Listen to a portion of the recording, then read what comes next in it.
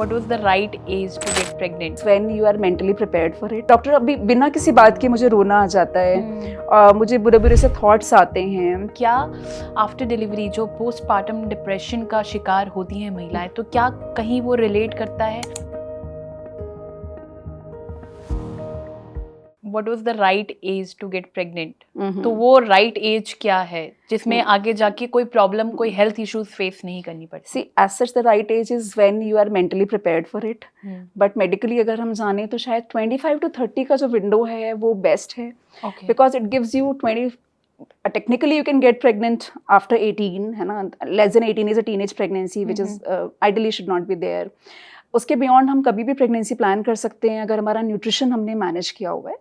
25 to 30 मैंने इसलिए कहा कि थोड़ा सा एक मेच्योरिटी टू अंडरस्टैंड कि प्रेगनेंसी, उससे जुड़ी हुई implications, responsibility of having a child, and साथ साथ हमारा फर्टिलिटी डिक्लाइन भी नहीं रहता है 25 to 30 के बीच में। तो 25 to 30 I would say is the ideal window.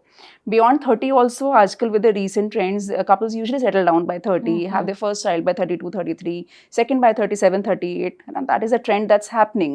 Even that's manageable, but definitely एक fertility decline और pregnancy में होने वाले complications, as in blood pressure बढ़ जाना, diabetes हो जाना, या बेबी में genetic issues आना, या abortion rate का बढ़ना, ये सब चीज़ें बढ़ती उम्र में pregnancy plan करने के साथ, especially between 35 to 40, या जो mothers 40 के beyond भी plan करते हैं, वहाँ पे देखने को ज़्यादा मिलता है।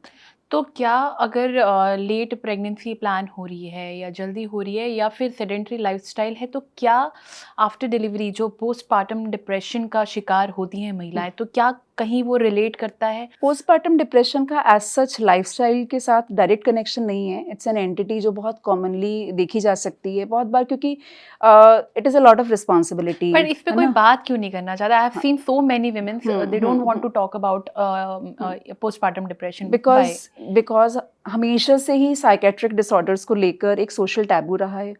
अभी भी अगर आप कोई भी वुमेन एंजाइटी या डिप्रेशन के साथ आती हैं, the moment you tell them कि आपको साइकेट्रिस्ट से मिलना चाहिए, there is a lot of resistance. उनको लगता है नहीं, शायद हमारी नींद पूरी नहीं हुई, शायद हमें स्ट्रेस हो रहा है, वर्क लाइफ स्ट्रेस है. तो हम हमेशा एक ऑल्टरनेट ढूंढना चाहते हैं, क्योंकि उसके साथ एक सोशल टैबू अटैच्ड है. If you make her comfortable and tell her कि उनका जो फंक्शनल क्वालिटी ऑफ लाइफ है, जिस प्रॉब्लम से कॉम्प्रोमाइज़ हो रहा है, उसका एक ईजी ट्रीटमेंट अवेलेबल है. सो आई एम श्योर बहुत सारे वुमेन वुड फैमिली सपोर्ट के साथ, एक सोशल सपोर्ट के साथ, would like to seek treatment from the right specialist, ताकि उनकी लाइफ में और क्वालिटी ऑफ लाइफ में इम्प्रूवमेंट हो. So postpartum blues and postpartum depression दो चीज़ें होती हैं. पोस्टपार्टम ब्लू जो है वो पोस्टपार्टम डिप्रेशन का ही माइनर वर्जन है. तो पोस्टपार्टम ब्लूज से तो majority of the women would suffer right after their deliveries, क्योंकि एक लैक ऑफ स्लीप होता है बहुत बार, चेंज इन हार्मोनल पैटर्न होता है, and there is a lot of responsibility at hand. Rest नहीं मिल रहा है, एग्जैक्टली रेस्ट नहीं मिलता है, रिस्पॉन्सिबिलिटी बढ़ जाती है. तो वो कहीं ना कहीं थोड़ा सा पोस्टपार्टम ब्लूज होते हैं, but they are temporary and with support, usually without medication वो सेटल हो जाते हैं.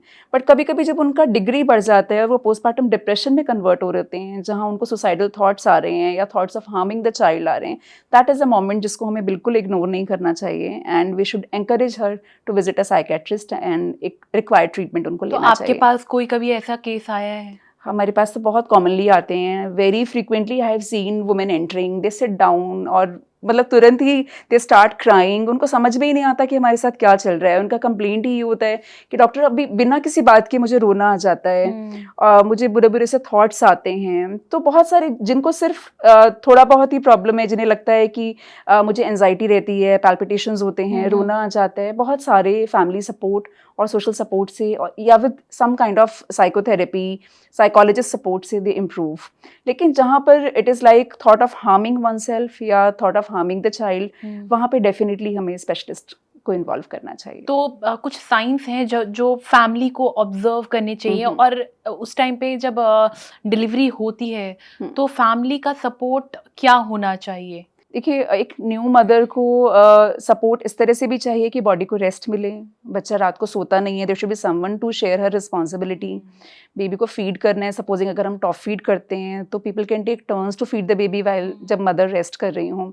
इसके अलावा अगर उनमें कोई मूड चेंजेस हैं, गुस्सा आ जा रहा है, इरिटेबिलिटी है, तो उसमें थोड़ा सा सपोर्टिव रहें कि समझें कि ये हार्मोनल पैटर्न चेंज की वजह से है, न्यू मदर है, there is a lot of stress and responsibility on her. तो कभी कभी हमें लगता लगता है कि वाई शी स्नैपिंग, क्यों हम पे गुस्सा हो रही हैं, ऐसा क्या है। तो अगर हम उसे समझें और उनको एक सपोर्ट प्रोवाइड करें, उन्हें बताएं कि हम इस सब में वी आर विद यू, तो बहुत सारी प्रॉब्लम्स उसी लेवल पे रिजॉल्व हो जाते हैं। और जो लोग नहीं रिजॉल्व हो पाते या एक सीरियस टर्न ले लेते हैं, उनको तो डेफिनेटली अटेंशन चाहिए। ओके, तो ये तो आपने पोस्टपार्टम डिप्रेशन के लिए मेरे ख्याल से बहुत इम्पॉर्टेंट है, क्योंकि बहुत सारी महिलाएं जो हैं बात नहीं कर पाती हैं और बहुत लोग जो हैं इसको हाईलाइट नहीं भी करते हैं, जो कि बहुत इम्पॉर्टेंट है।